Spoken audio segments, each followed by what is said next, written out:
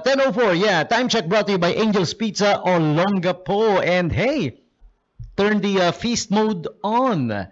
Okay, get a taste of bold, meaty goodness with Angel's Pizza All-Meat Texas Barbecue, BBQ, or sabi nung mga patwitams, BBQ. Bebeco. Loaded with pepperoni, ham, beef, and more. Best enjoyed with an ice-cold Pepsi. Starts at just 410 pesos. You guys can check it out at Angel's Pizza, Olongapo City, number 395. Rizal Avenue Extension. Yung kung tawaging jungle area, yan, dyan na yun ngayon. Oo, dun malapit. Okay? Paglagpas lang yan ng ano, if you're going to the Rizal Gate sa Subic Bay Freeport, nadadaanan yan eh. Paglagpas lang ng ano, ng Friendship Rotonda sa dulo ng Magsaysay, no? Okay? Yan. So, that's where to find it. And also, they are open. Sabi nga nila, let everybody know, 8 a.m. to 12 a.m. Wow! So, kung mag-aalas 12 na, mag-hating gabi na, gabing-gabi na, nagutom ka pa, nag-craving ka ng pizza, nako, bukas pa sila hanggang alas 12 ng hating gabi, ha? Angel's Pizza, Olongapo, nako! And sabi ni Kuya Milbert Adlawan, yan, hindi natin pwedeng palampasin to. Manggigreet tayo, okay? Pasensya na, Ka Milbert, ha? Hindi ko siya babatiin. Igigreet lang natin, manggigreet tayo. Dati kasi nang babati kami, di ba? Kung ano nangyayari sa pambabati, tinigil natin. Greet na lang, ha? Wala nang bati. Sabi ni Kuya Milbert, pag-greet ng happy birthday si Mark Bienchua. Uy! Alright. Mark Bienchua. Ayan. Pag narinig mo to, ipa DHL mo na yung ano ba? Lumpia ba sa'yo, Giselle? Lumpia gusto mo? May nagbe-birthday kasi, hinihirita natin ng lumpia. Pwede na yung lumpia, no? Ano pa gusto mo? Spaghetti? Gusto mo ng spaghetti?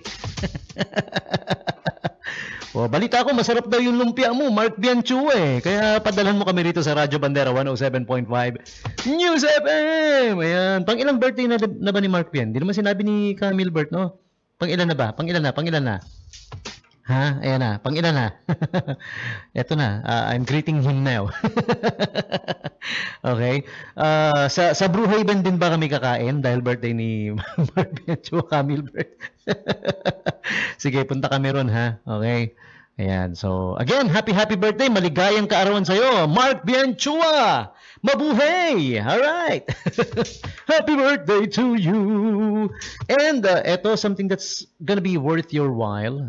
Get the safeguard for 1,200 contribution. You are entitled to 1-year membership at Philippine Red Cross. Olongapo chapter. Ito yung mga perks nun, ha. Huwag niyo isipin yung binayad yung 1,200 for contribution yun para sa Red Cross. Parang donation na rin yun. And you will get the safeguard. Okay? 1-year membership. Tapos, 1 free ambulance service to the nearest hospital kung kakailanganin. Pero mas maganda kung hindi mo kakailanganin, di ba?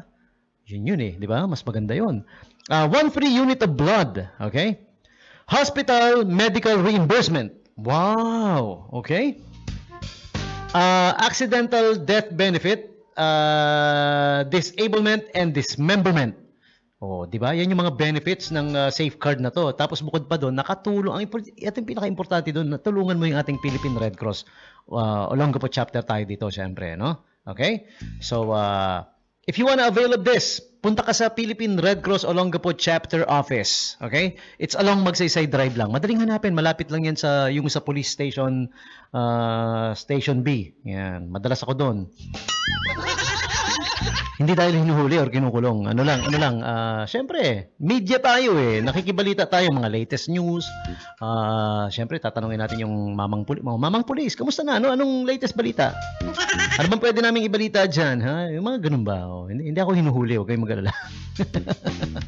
Ayan, okay? And sabi pa dito, in case of accident, you call 143. Di ba? Ang ganda ng hotline nila. 143, I love you. Parang yung madalas mong sabihin sa kapitbahay mo pag hindi nakatingin yung asawa niya. Ayan, so get the safeguard from Philippine Red Cross. Okay? 1,200 lang contribution, okay? Kasali ka na. And parang ano it's sort of like an insurance for you, no? 1-year membership. Tapos yun yung perks talaga. Perks and benefits. Perks and benefits that you'll be getting. Okay? So shout out na rin kay Ate Majo. Ayan, tsaka si Kuya Glenn, pabrikante. Tsaka I don't have the names, no? Send nyo yung names para maisama natin araw-araw sa greetings. Everybody there at Red Cross. Yan. I'm an advocate of blood donation, no? Okay, tumutulong po tayo dahil sa simpleng pag-donate mo ng dugo, grabe yung tulong na ibibigay mo sa ating mga kapatid, no? Na nangangailangan yan. Okay? So, yan po yung panawagan.